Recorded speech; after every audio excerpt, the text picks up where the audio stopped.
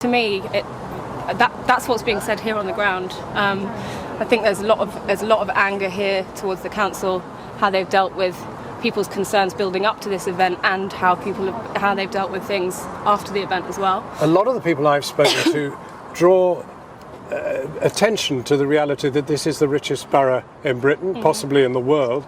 After all, you have Chelsea down there, and you have clearly Kensington, North Kensington here. Holland Park. I mean, they're some of the most expensive properties on planet Earth. But you live here. Do you sense that there is any attempt at all to bind these two societies together? No, not really. I think that actually the council tends to try and drive people apart slightly here. I think, so many community centres have been closed down, pubs have been closed down and made into, posh gastro pubs and housing for rich people.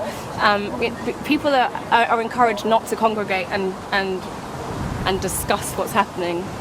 The country needs you. Do you know what I mean? And this community someone has to be held accountable. Someone has to be held responsible. We do not want this kicked into the long grass. We do not want the government to sort of hide this with some hollow platitude that lessons will be learnt. We've heard Emma that. is your MP. She will speak for this community. John Healy is our housing spokesperson is here. He will speak up for us. I will speak up for all of you, because we have to get to the bottom of this. The truth has got to come out, and it will. Simon Cowell is the latest celebrity to offer his support after visiting the scene. He's enlisting some of the world's biggest pop stars to make a charity single.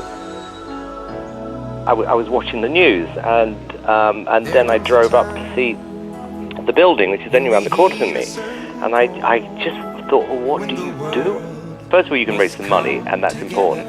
Secondly, what I hope is going to happen, it just sends a message to everybody involved that there's an awful lot of people who care very much about what you're going through. What do you mean, how do I feel? How do you feel?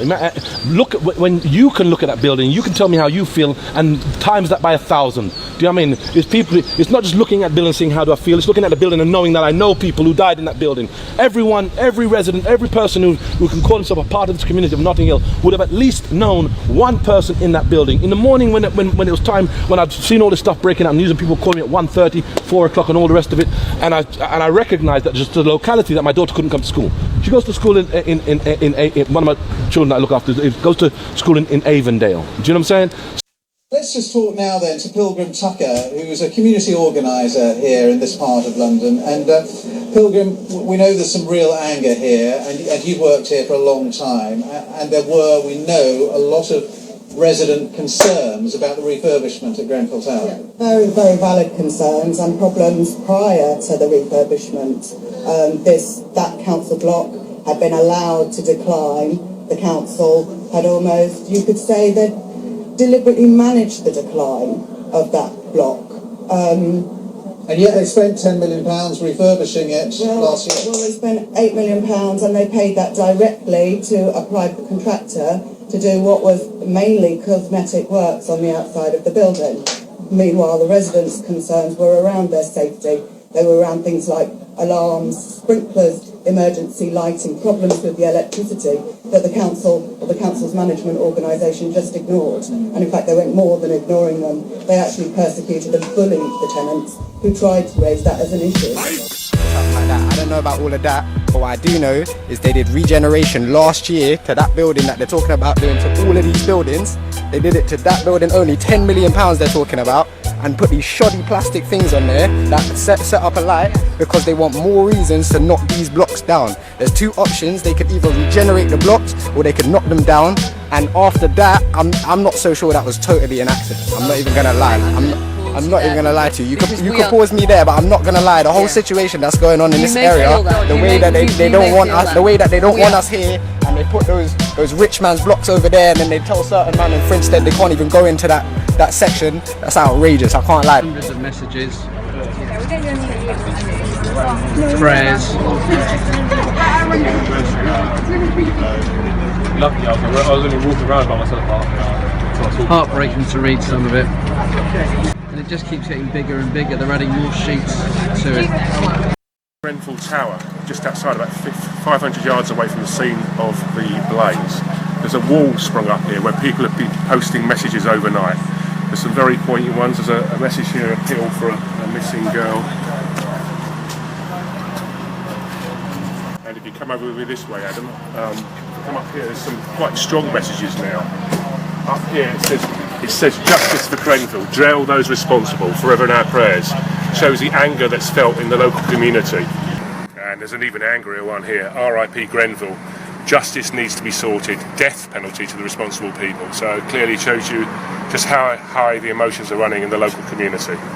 3.5 months ago, I was watching them coming in with the insulation, and I said to one of the workers, "What are you doing with this insulation? Why are you putting it in the building?" He says, "Oh, it's to keep you cool in the summer and to keep you warm in the winter." And I said, "Is it?" And I says, "Watch this." And I broke off a little piece of it, yeah? I put it on the back of my phone, and then after I put it on the back of my phone, I lit it with my lighter, and I watched that little piece of phone go psst, and I says, "You're putting that in this building, yeah?" My name's Nadia, and I was born and raised in this area. Yesterday, I heard what happened, and I came down and I brought all my friends, people from all over the United Kingdom came, and we bought barrels and barrels of clothes, and we bought untold food and so much of everything. And I didn't want to watch the news because I didn't want to watch that my friends had died, so I didn't watch the news until I got back after 15 hours of being on my feet. I came back for them to say that there were 17 people dead. Have you seen the building? There's more than 17 people dead. And then I thought, where are the missing people? Where's the list of the 500 people that live in that building? 600 people that live in their building? Where's the list on the news? The list on the news shows about 10 people. These kids were blonde hair and blue eyes, this wouldn't have happened. But they are people of colour, so they don't give a F-U-C-K. Those people need to go to jail. Babies. They should be arrested. Police were pushing us away. Fathers was coming from the prayer, so they had to see literally their children and their wives on the window, hopeless, can't do anything. And we're like, well, it's burning on the side and it's just starting. Let's get the people off all that side of the building.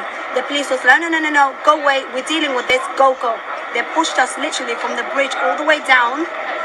We run around to the car wash, and we've seen the fire it coming upwards and then gradually going on the roof. By then, there were more time that people could get off.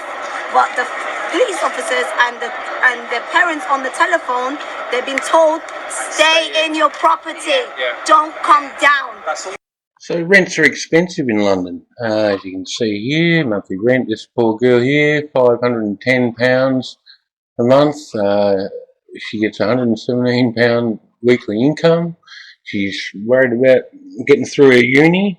I'm sure there's many other people. We've been shown that there's a class war going on. I just want to show you through something. I found a rental that was available. Check this place out. Looks nice. I wonder where this is. Looks pretty. Where are we? Looks good, doesn't it? Look at this kitchen. That's an industrial style kitchen. It's beautiful. Look at this. Beautiful. Look at that. Nice rooms. Little office. Bathroom. Separate toilet. Nice floors. Look at it. Look at this beautiful facade. Where are we? Oh, we're at Grenfell. Fancy that. I wonder how much is the rent. Let's see. Let's see what the rent is here. It is £1,971 per month. This was in December 2016. Do those people they've shown us, do they look like they'd be paying that rent, £455 a week? This rent, it's no longer available for rent, funnily enough. Let's have a look here. Student friendly? No. Pets allowed? No. Families allowed? No. Smokers allowed? No.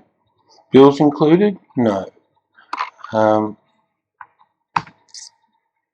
A fabulous, bright, 2-bedroom flat furnished with 3 minutes walk to Latimer Road Tube Station.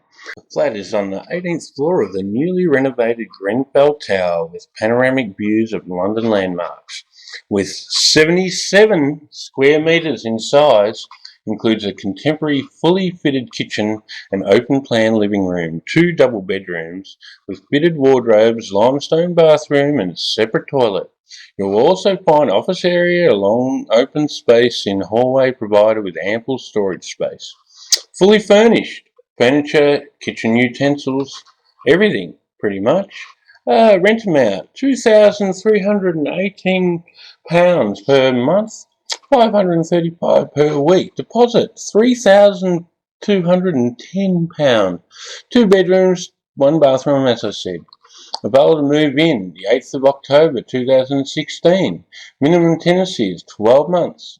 Gee, be sharp there. Maximum number of tenants is 3.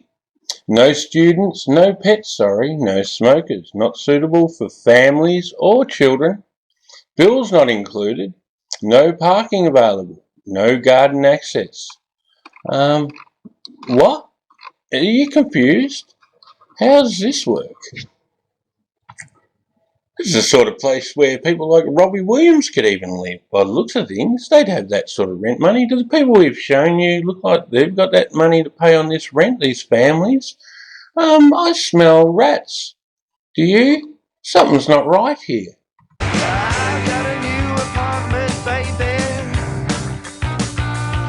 And it protects me from the whistling